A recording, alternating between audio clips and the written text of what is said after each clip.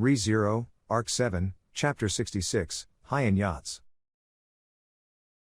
Life on the Gladiator Island, Jinnenhive, was not that bad for Subaru. Subaru's performance during the Sparker event was apparently well received by the gladiators competing on Gladiator Island, and he received the same reception as he did in the main hall wherever he went. Even in an environment where one was forced to fight, the Wallachian Empire's style remained the same. Therefore, it seemed that the same principle of the strong being valued applied, and the Sparker performed by Subaru and the others of the unit suited it well. Even though he's just a scrawny little kid, he's got good guts. This seemed to be the general appraisal of Subaru. It must have been quite amusing to them that Subaru, a child who could be throttled with one hand if wanted to, put up a good fight against the lion gladiator beam. The fact that Subaru seemed to be just a regular child his age, unlike the fake Cecilius that was his same age, was perhaps helping this impression. Conversely, that was just how bad the fake Cecilius reputation was. Cecilius, I guess what I really want to say is that I'm just living my life as myself, so I really don't care what everyone around me thinks of me. After all, none of you will be able to complain when you see the results. Oh, I meant that not physically, but emotionally. That was more or less his reaction when he overheard the reputation of the people around him. He had already sensed that was the case, but the fake Cecilius had no desire to compromise himself, nor did he care to live in accordance with the people around him. He had a strong will that stuck to his beliefs and the strength to carry that through, both of which affirmed the fake Cecilius's outlandish ego, and it was acceptable under both the Gladiator Islands and the Empire's rules. But it's not beneficial to be loathed for it. We cannot survive on the island alone, because we are a unit. Whites, so you're saying that in there lies the power to survive, right? Guessing from that brat's uncontrollable behavior, he seems to be confident in his way too. Hiain, tch, what a weirdo, it's none of our business. I mean, dealing with these two creepy little brats is plenty enough. That was the unit member's impression of the fake Cecilius. It might have sounded harsh, but it was an entirely natural thought. To begin with, unless they were very strong and in a safe place, all gladiators were desperate to be able to survive day in and day out. That was the norm, leaving them with little time to care about the people around them. Subaru, well, I have a problem with Hiain treating us like creepy little brats, but what do you think, Tanza? About Ceci, Tanza, I am indifferent. More importantly, Schwartz-Summer, Subaru, yeah, Tanza, Schwartz-Summer, do you really intend to leave? Subaru was suddenly asked this in a voice that sounded like a surprised or condemning one, and his eyes widened as he turned around and mindlessly let out a huh? In the communal room given to the gladiators, a space that could be called a shared cell, Tanza, Subaru's roommate, furrowed her smooth eyebrows and visibly sighed. Tanza, this is not the moment for huzz.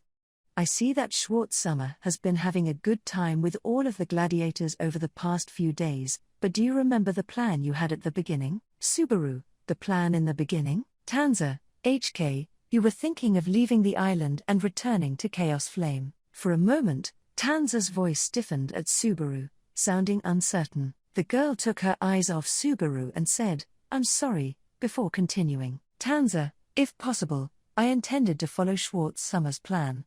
But if Schwartz-Summer is not working proactively, then that is a different story. I have to rejoin Yona-Summer. Subaru, Tanza, even now, I still do not know anything about what happened after to Chaos Flame, only that Yona-Summer is safe and sound, as evidenced by her continued love for me. Saying this, Tanza touched her own right eye. What this gesture meant was the same change Subaru had witnessed in the residents of the Demon City, the same blaze that was in the eyes of those who had been affected by Yorna's soul marriage technique. Beheading the lion in a single stroke must not have been Tanza's natural ability. It meant that the power of Yorna's love for her was still in play. Subaru, that means Yorna-san is safe, right? Tanza, her body.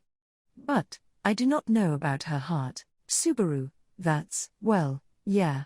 Because Yorna-san treasured everyone in the city. Because she was too kind, she was treated as a traitor many times for failing to follow the policies of the Empire. Subaru thought he understood a little about Yorna's situation and the feelings of Tanza and the others who were protected by Yorna's ideals. So, It was understandable why Tanza wanted to go back to Yorna right away. Subaru, but you can't rush too much. You can't get what you want by scrambling in the dark. Tanza, but I cannot afford to be as leisurely as you, Schwartz Summer. Subaru, leisurely. Tanza, correct. For the past 2 days, when I thought you were walking around the island looking for a way to escape, it turns out you were chatting with your unit and with other gladiators. As Tanza counted with her fingers, she criticized Subaru's behavior over the past 2 days. Indeed, for the past 2 days, all Subaru had been doing was talking to people, not looking for a way to escape or figuring out how to work the only drawbridge that connects to the outside world. Sometimes he spent time with Whites and the others, but more often, he had tried to learn about the rules and other interesting information from those who had been on the Gladiator Island for a long time. That was very leisurely in Tanza's eyes, and perhaps it looked as if Subaru was preparing to put down roots on this island. But if that were the case, Subaru, that's absolutely wrong, Tanza. I also have someone I want to see as much as Tanza wants to see Yorna-san. I absolutely have to get out of here. Tanza, say, was it the people who were with you? Subaru, except for Abel, that's true, and there are others in a big walled city.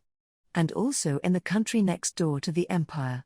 I've been very busy, you know. Tanza, when Subaru responded that he had a partner he wanted to meet both there and elsewhere, Tanza fell silent. Perhaps she was thinking that her singular love for Yorna was greater than Subaru's, who had multiple people, but she did not say that out loud. That alone was enough to understand how earnest she was.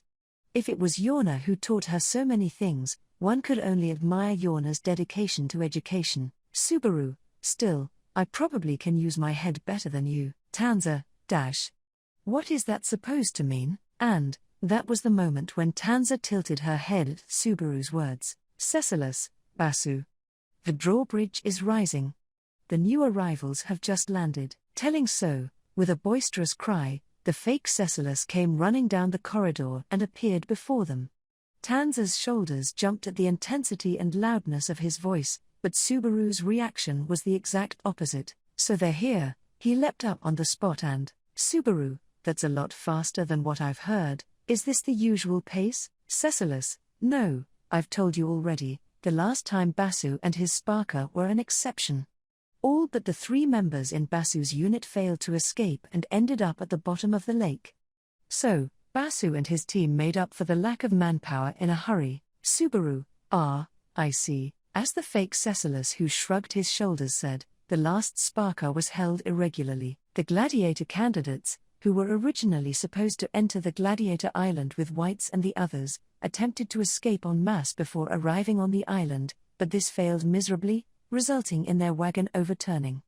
All of them escaped from the drawbridge into the lake and became food for the aquatic witch beasts. As a result, the Sparker was not held for the Whites and the others, who did not have enough members, and was going to be postponed until the number of members who could form a unit could be replenished. But, Subaru, so when Tanza and I came in at that time, Whites and the others must have been really disappointed. The new recruits meant that they had to do Sparker, and not only that, the ones who joined were Subaru and Tanza was unconscious. Essentially, with the inclusion of one child with scary eyes, it was a 4-man Sparker. All 3 must have thought it was the most unlucky day of their lives. Subaru, however, it was actually the luckiest day of their lives. Cecilis, oh, you have a very nice, confident look on your face. And, Basu, what do you want to do now? Subaru, yeah, I'm going to check out the drawbridge. I'd like to talk to some of the people from outside as well. Cecilis, that might be a little difficult.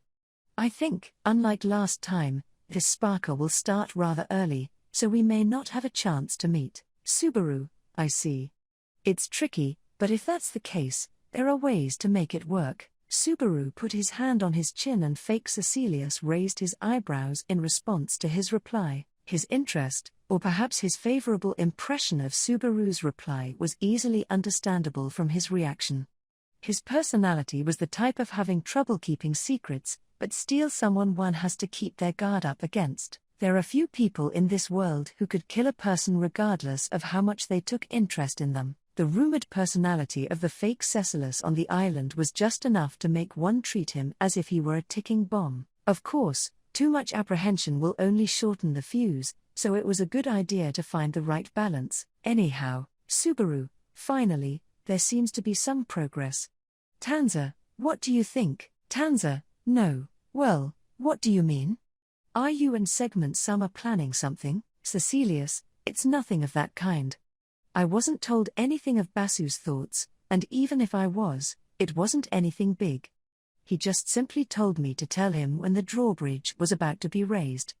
Everything that is planned after is inside Basu's head, you know. Tanza, Schwartz Summer, seeing that there was no information to gain from Cecilius, who was displaying himself as having not the slightest clue, Tanza's gaze turned to Subaru, as if to accuse him of hiding something from her, although Subaru had no intention of hiding anything from her, though it was his intention to move rather cautiously. Subaru, for now, let's talk while we go check out the drawbridge.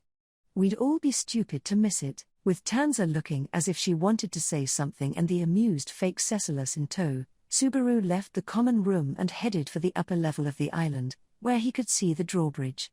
On the island, gladiators were allowed a great deal of freedom in their activities, and except for those who had been extremely bad on a daily basis, they were not restricted in any way, except when they went to bed or had their death matches. There were certain rules about bathing and meal times, which apparently needed to be followed, but it was a far cry from the life of a slave or an inmate in a prison, both of which he had imagined. The Gladiator Island had a gladiatorial arena at the center of the island. As the likes of spectators from outside the island enter there, it becomes the event stage where the grand shows are held.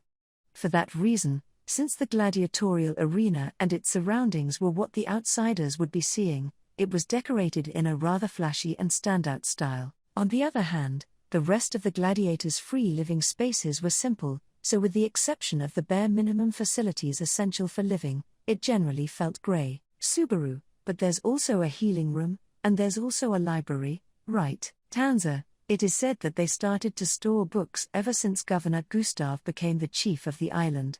Surprisingly, I hear that it has become the place where everyone spends their relaxation time together. Subaru, yeah, there were a lot of books.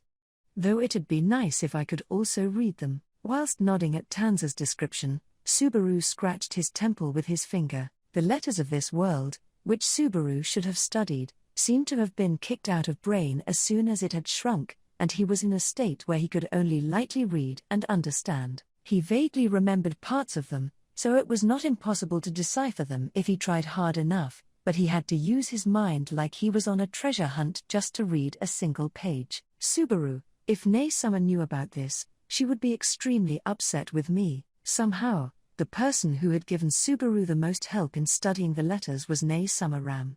So, if she knew about Subaru's current predicament, she would be very angry. Even if it was not about that, he had left Rem by herself. If she knew about that, he was sure that Ram would be angry. That was something Subaru also wanted to get angry about. Tanza, Schwartz Summer, Subaru, in order for us to get off this island, there are two things which will become our obstacles. One of them is the drawbridge that connects the island to the other side of the river. Tanza, yes, I am aware of it. The stage was for the purpose of running the gladiatorial arena, which was built on the island in the center of the lake. With half of it coming from the island, and half of it coming from the river bank, the drawbridge that couldn't be crossed unless it was raised from both sides, was a problem because it was usually raised so that it could not be crossed. Cecilus, that's why it's usually lowered. It is raised only when it is needed. Subaru, that still doesn't make sense to me, no matter how many times you tell me.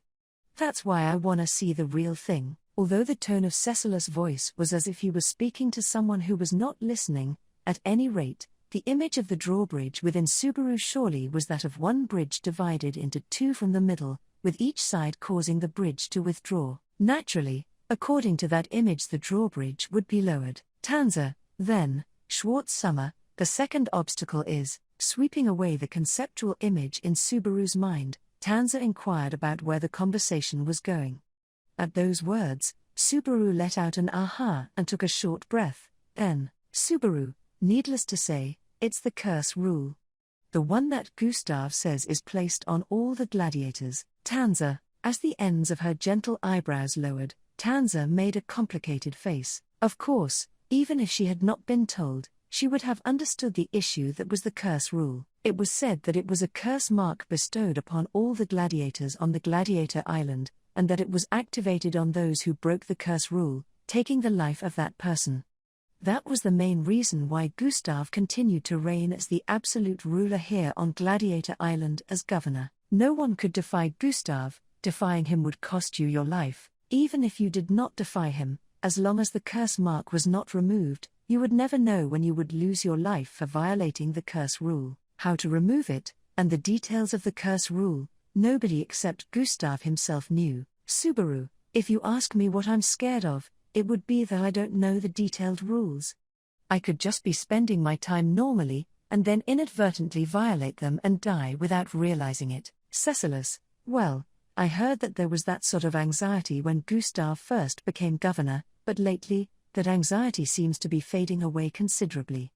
That said, it seems like Gustav doesn't want to recklessly reduce the number of gladiators, so it's a relief that he's declared the things that should never be done. Subaru declared. So it would have been stuff like, do not defy the guards, and fighting amongst fellow gladiators outside of death matches is prohibited, and do not willfully flee from this island, and so on. Cecilus, that's right. Subaru, as I thought, it's that last problem, maintaining the rules for living on the island, that was the curse rule that Gustav had imposed. Nevertheless, it was true that this was in direct conflict with the objectives of Subaru and Tanza. Subaru, with the exception of cheating, there are other ways to break the curse rule and quit being a gladiator, right? Cecilus, yeah, there certainly are. That specific case would be in the large-scale show that they hold once a year. His Excellency the Emperor gets invited, and it's the famous reward for the death match they hold in his presence. There's also other chances, such as the method, such as an audience member of the show spending lots of money to take you out.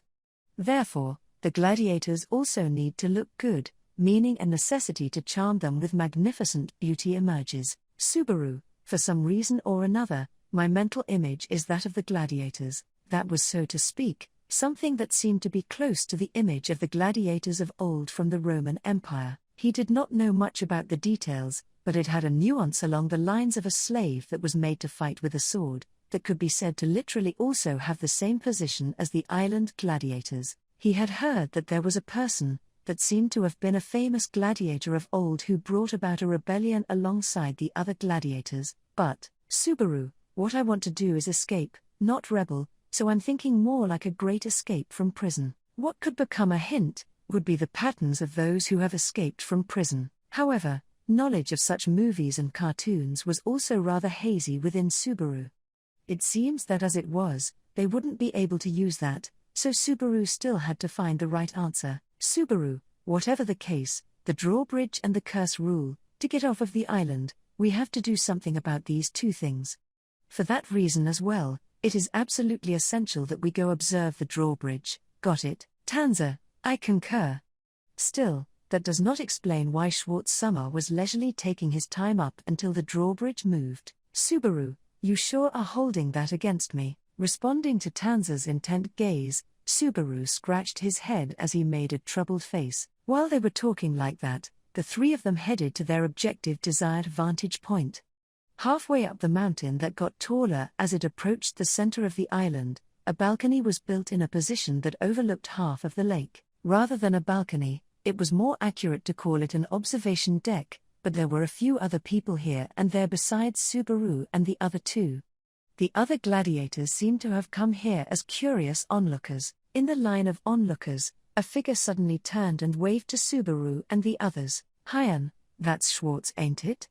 What are you doing here? Subaru, oh, Hiain, you came too.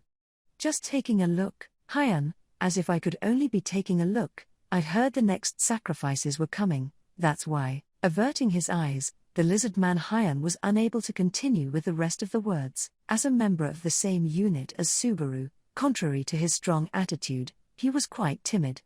He was not a bad person, but on the other hand his character was not something to be openly praised. Even with that excuse just now, the The part about his reason for taking a look couldn't be fully denied. Tanza, Hiain-sama, did you want to take a look at the people who are coming next? Hiain, Tanza, if you do not want to tell me, it does not particularly bother me. However, at the reserved Tanza's question, Hiain curled his big mouth and hesitated to answer. But with the silence immediately becoming unbearable, Hiain said that's right. With a trembling voice, resting his elbows on the railing, while he scowled at the lake below, Hiain, I wanted to see the faces of the guys coming here next. Is that wrong? Subaru, that's not wrong, but for what reason? Since you survived Sparker, it'd be inconsiderate to come here to see something like if the next group of oncomers can survive Sparker. Hiain, like I do something that evil, I'm not saying there aren't guys like that though. He was different. With that, Hiain denied Subaru's suspicions. He had decided to trust that answer for the moment. Subaru also earnestly understood that Hiain was not a bad guy, he was just timid. He also was the one that seemed to be the least accustomed to the rules of this gladiator island. Hiain, so, why'd you guys come? Subaru, we aren't just taking a look, nor are we curious onlookers. Of course, we're interested in the people they're bringing this time around, but we want to see the drawbridge. Hiain, you wanna see the bridge? What are you, a brat? You are a brat, aren't you? Subaru, no, that's right, you sure talk loudly. Subaru's lips curved at Hiain, who was recklessly speaking very loudly, perhaps to cover up his own feelings. As he then stood alongside him, they looked over the lake below. During the time the sun was still high in the sky, the area around the gladiator island was faintly darkened by an overcast sky. For some reason, the clouds around here never seemed to clear up, and he had heard that the overcast sky was present all year round. Judging from the look of the sky, this was a place that darkened people's spirits. Cecilus, well, there are a considerable number of people who enjoy that kind of environment, it's a matter of taste. Subaru, that's surprising. I thought Ceci would be a big fan of sunny days. But, you do call yourself lightning, so you may not care even if there are clouds. Cecilus, I see, it's not something I ever worried about, but now that you mention it. Shrugging his shoulders at the fake Cecilus, who put his hand over his mouth as his eyes gleamed at the surprising revelation, Subaru and the others lined up in front of the railing and waited for the drawbridge in question to be raised. Then, not too long after, Subaru, at first, the rattling sound of gears and mechanical parts moving could be heard from somewhere. He thought that it would have used the same mechanism that the iron fence at the gladiatorial arena used to spring up, but that of the drawbridge's scale was a world apart.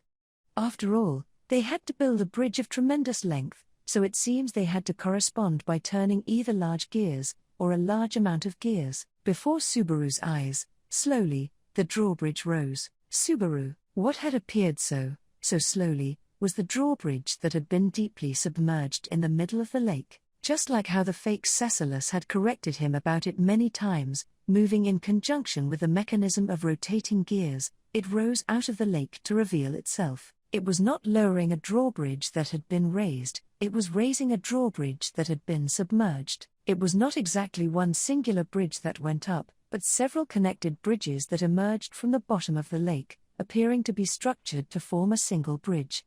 The bridge, divided into multiple sections, was lifted horizontally then connected together to become one, which was completed while it was draining a large quantity of water. The same mechanism was even in operation on the side of the river bank, and the drawbridge even rose up on the opposite bank.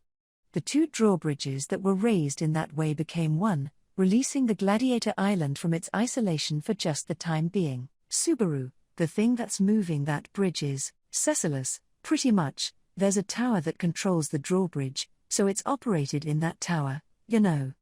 I've never actually been inside, so I don't know what to expect. Subaru, inside the control tower, when it comes to a bridge of that scale, it would probably be difficult to stealthily raise and lower it. That said, crossing the lake in something like a small boat was also impeded by the presence of the witch beasts in the water. It seemed that his thinking was still insufficient to provide a realistic means of escape. Tanza, likely, that is the carriage carrying the next people. Beside the pondering Subaru, Tanza muttered that while looking to the opposite shore, pulling a single carriage, the huge, black, gale horse slowly crossed the drawbridge. The gale horse appeared to be an army horse equipped with armor, and it seemed quite tough at a glance. The surroundings of the carriage were guarded by soldiers riding things smaller than the gale horse.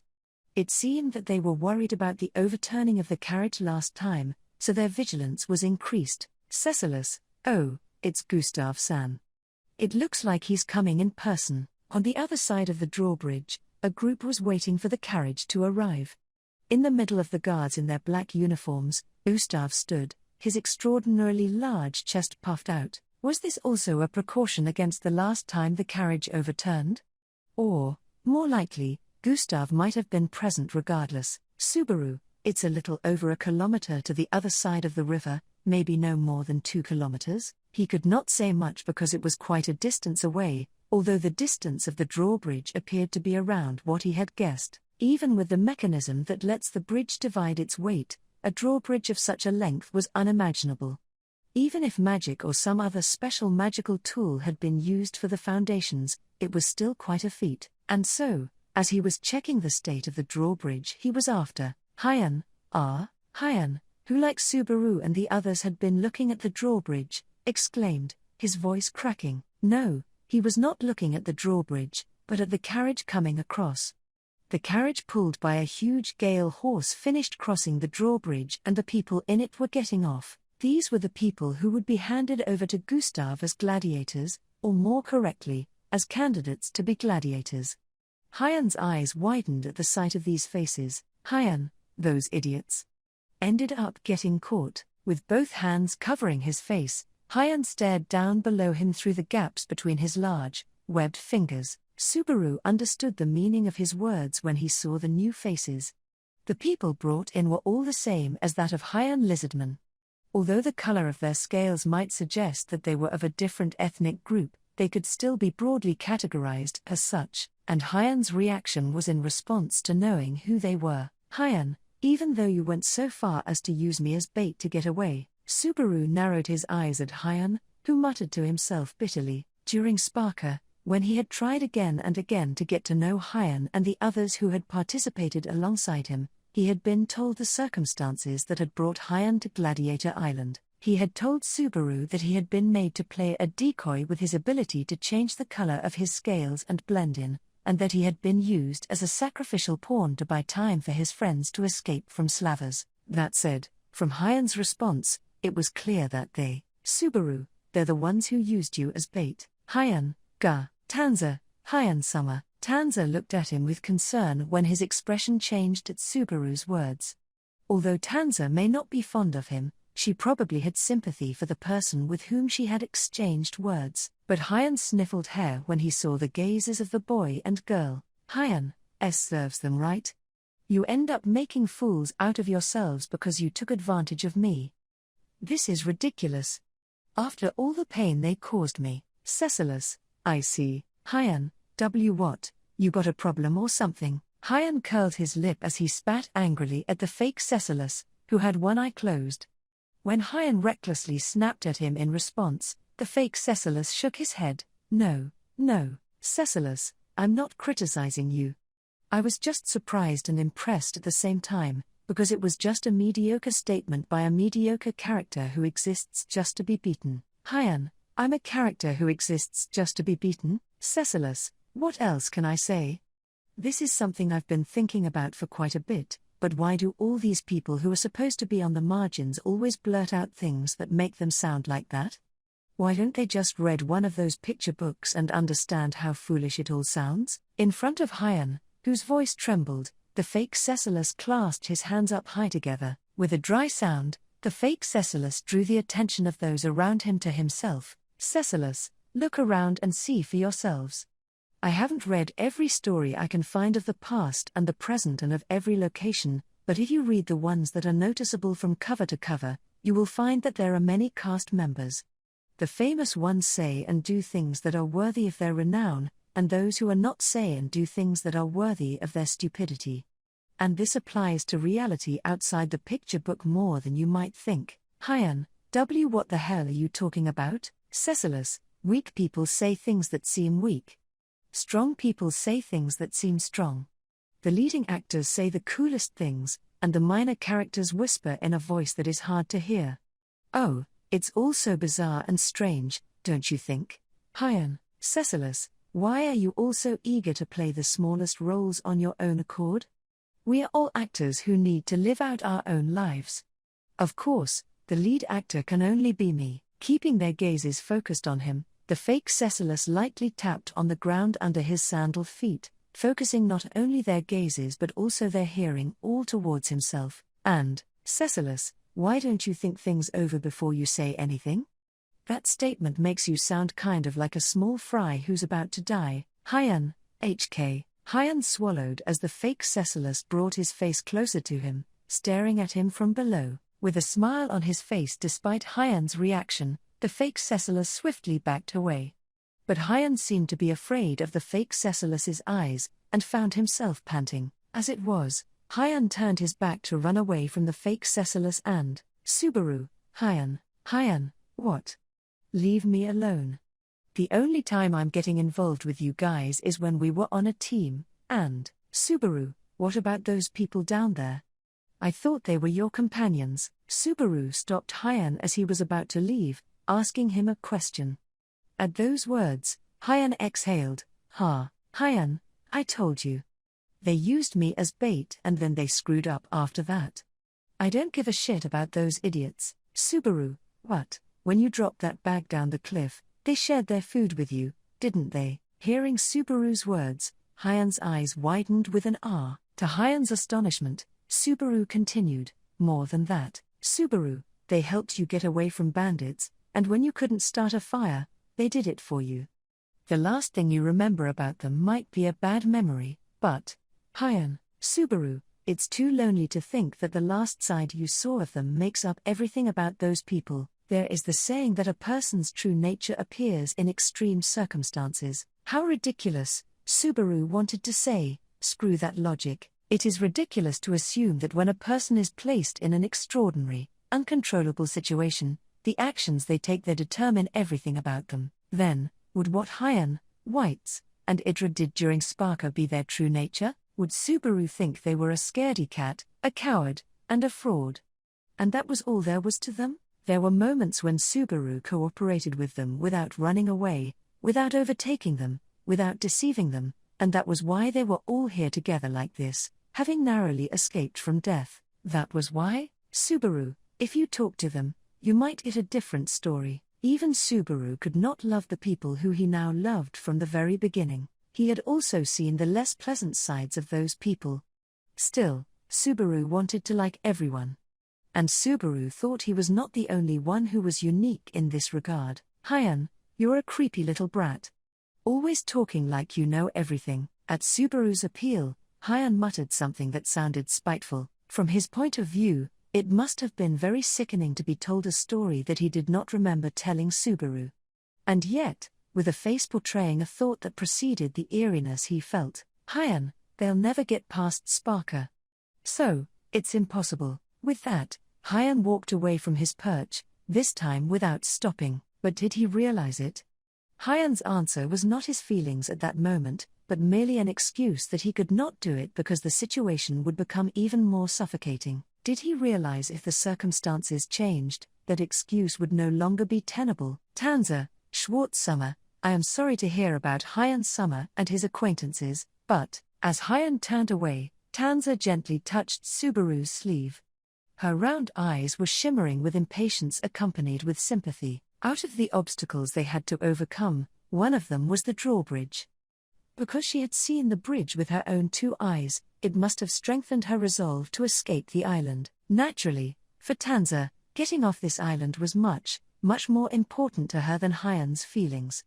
Of course, it was the same for Subaru. Subaru also had things that were important to him, and things that he wanted to prioritize. There was no need to compare Hiain with those that Subaru had encountered in the past. But, Cecilus, Basu, that's called a thorny path. Subaru, Ceci, as Subaru fought the boiling, burning sensation in depths of his chest, the fake Cecilus told him that. When Subaru turned to look at him, the fake Cecilus stood nimbly atop the railing in front of him. It was a sight that made him feel a little uneasy, but the fake Cecilus dexterously balanced himself on the narrow railing. Cecilus, it is rare that we can have everything the way we want it, no matter how many of the best choices we make under the circumstances we find ourselves in. There is a precondition for those beings who obtain all of it. The qualification of being the chosen leading actor.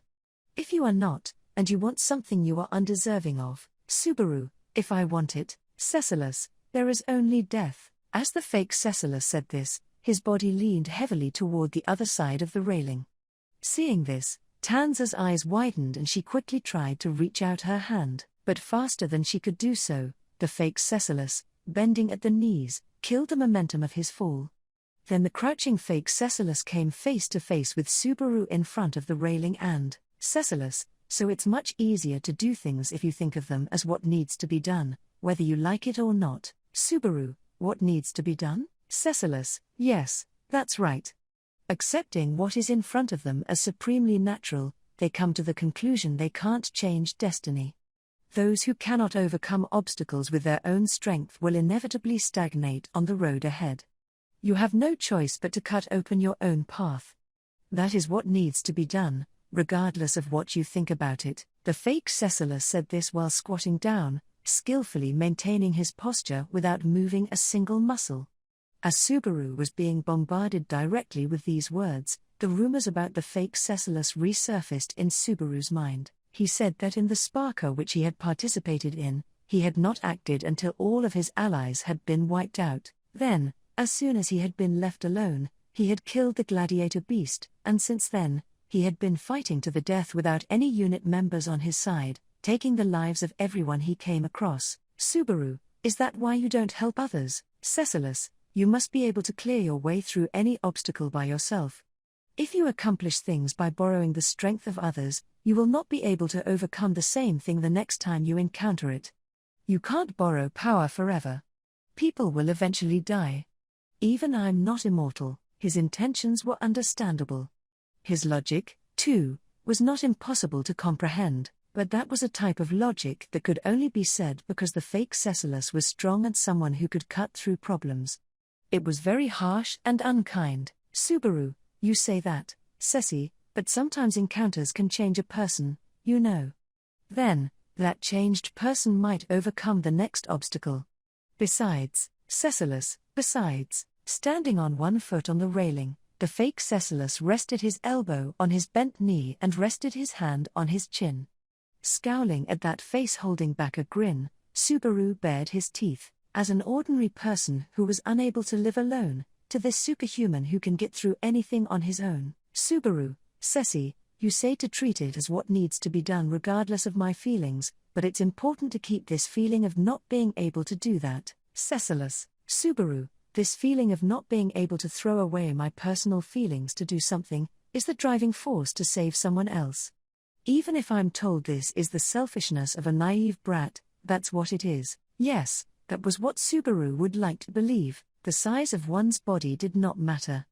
This was something that Natsuki Subaru thought, no matter how big or small he was, to believe. A naive logic that is not disregarded by cleverness that is posed as mature. Cecilus, aha. Hearing Subaru's declaration, fake Cecilus' expression changed, from a thin smile to a big, satisfied grin. Seeing that out of the corner of his eye, Subaru decided what he needed to do and walked away. Tanza, Schwartz Summer. Segment Summer, what are? Cecilus, oh, that's great, Basu. That fits my logic as well. Cool people say cool things, strong people say things that seem strong. Both castes start by saying things that are worthy of their standing. That's the very spirit of the Rebel of Fate. Tanza, Segment Summer. Tanza tried to round on the fake Cecilus, who was cackling on the railing. However, Subaru had no time to spend on these two people. There were two places that he needed to go to, and although he could just stop by the first, he needed to have a little discussion, persuasion, or perhaps a kind of baseless accusation for the other one. That was something he would have to get ready for later, and, Subaru, Old Man Null. Quickly heading back inside the island, Subaru rushed to the healing room.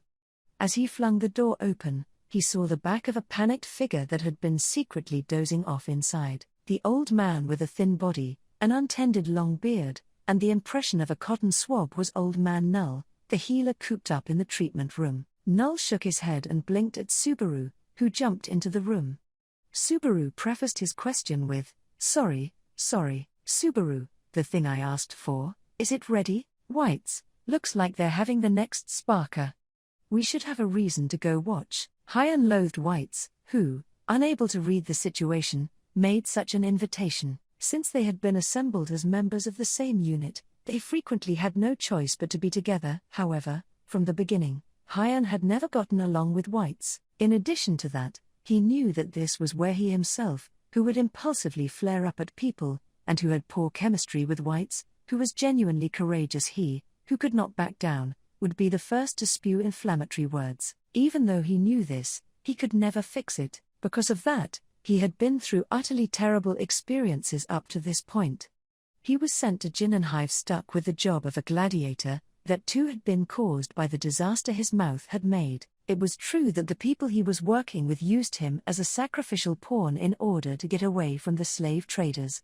But in the first place, it was Hiain's own slip of the tongue which had brought the attention of the slave traders to them. Though he was frustrated that he could not even find a decent job for just a day, he got into a barroom fight with a group of plainly dangerous people, and was held accountable for it. After days on end of receiving harried pursuit, it finally reached the point of turning to direct violence. In order for his comrades to save themselves, they made a decision. Hiain, I know, damn it, such a thing. Though he was a scaredy cat, he was short-tempered and would flare up at people. That was the reason he incurred problems, and yet, until the very end, his comrades did not abandon him. Reluctant to keep relying on others, and trying to look good, he told them, if it becomes hopeless, please just abandon me. Despite having said this, he was somehow thinking they did not have the courage to abandon him. At the very end of the end, convinced that they were scaredy cats just like him, that they would not have the courage to abandon one of their comrades, he had been taking advantage of them. Hiain, that I'm the most hopeless of them all, I know, damn it, being abandoned, being used as bait, being used as a sacrificial pawn, it was foolish to make a big fuss about it, that it was a very foolish thing. Hiain understood that himself, but, if he did not say that, he couldn't protect his own heart. He was not at fault, and yet his partners were the ones in the wrong that had made him suffer. He wanted to firmly believe that, at the very least, by cursing his comrades in that manner, cursing them, who had escaped harm, he wanted to justify himself. Hiain, despite that, why the hell did y'all get caught, too? HK, after all the trouble he went through, getting himself caught like this, and thrown into such a hopeless situation, why did they get caught too? With his justification to curse them snatched away, Hiain was merely a terrible guy. Degraded to being merely a terrible guy, he had no choice but to watch helplessly where his friends were about to die. Idra, I heard that a unit has been established with the people that were brought in this time. Different from the time with us, to be thrown in as soon as they arrived. With his arms crossed, and voice trembling, Idra looked down upon the gladiatorial arena from the spectators' seats. Idra tried to hide his trembling voice, but to no avail. Idra may be strong, but deep down he was not very different from the timid Hiain. Even then, Idra had the determination to put on a guise of strength. Hiain did not. He was miserable. Gustav, from here, the Sparker begins. As the seating crowded with gladiators, the heavy voice of Gustav, the governor, reverberated through the crowd. Although there was apparently no room for it during their own Sparker, in one corner of the gladiatorial arena, Gustav had a stage from which he could look out over the audience, or rather, a place where the dignitaries would be seated during the shows. From there, Gustav looked down upon the hall with his 4 arms spread wide. At that moment, directly beneath Gustav, a passageway leading to the back of the gladiatorial arena opened, and the gladiator beasts slowly emerged from the interior of the passageway that had been closed off with an iron fence. That was different to the witch beast that Hiain and the others had fought, with bird wings growing out of both of its arms. It was a very, very big rat that had soft-looking fur wrapped around its entire body. However, what was different was only their appearance, and there was no big difference in their ferocity or danger. That was what Hiain's instinctive alarm bells conveyed to him. In other words, just because it was a different gladiator beast, the difficulty of Sparker would be reduced. That had not been the case. Whites, so, Looks like these are the participants this time. As he heard the low roar of the gladiator beast, just as Whites had said, the fence of the passageway in front of them opened, and from there the participants of this sparker, the 5 lizardmen, emerged. Respectively, everybody's scales shook with anxiety and tension. All of their faces were familiar to him. That final hope of having mistaken them due to viewing from a distance had collapsed. Suddenly turning his face downward, Hiain realized that there was nowhere for him to run. Just what was the cause?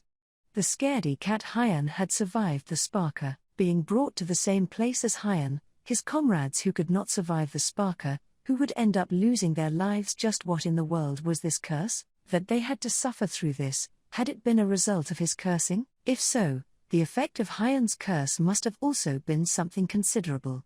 Then, with the exception of himself, everyone on this island, no, everyone in this empire, he would rather curse them, until he ran out of curses. And yet, Idra, absurd. Hiain, to begin with, if he were to curse anyone, he would start with the slavers who had left him and his comrades here. Hiain, who'd been engaged with such fanciful and unhelpful flights of imagination, was brought back to his senses by Idra's dumbfounded mutterings. What had occurred? With his eyes wide open in astonishment, Idra stared at the gladiatorial arena. And that wasn't just Idra, it was also Whites next to him. No, it wasn't just the two of them. The multitude of gladiators in the audience of the venue were all staring in amazement. That reason was apparent. Looking down at the gladiatorial arena, Hiain's expression became the same as those of the others. The reason was, beside the 5 lizardmen, was the figure of a 6th person who should not have been there. Hiain, WHWHWH, what the hell are you doing, Schwartz? His throat trembling, Hiain called out the name of the one who should not be there, the name of the black-haired boy, the boy who had just parted from him on the high ground, and who had spoken to him so cheekily, turned around when he heard Hiain's pitiful exclamation. Then, in the middle of the lizardmen who were trembling at the imminent sparker, with a snap, he pointed at the face of Hiain in the audience, and declared it. When he was asked about what he was doing, the strongest reinforcement, he declared,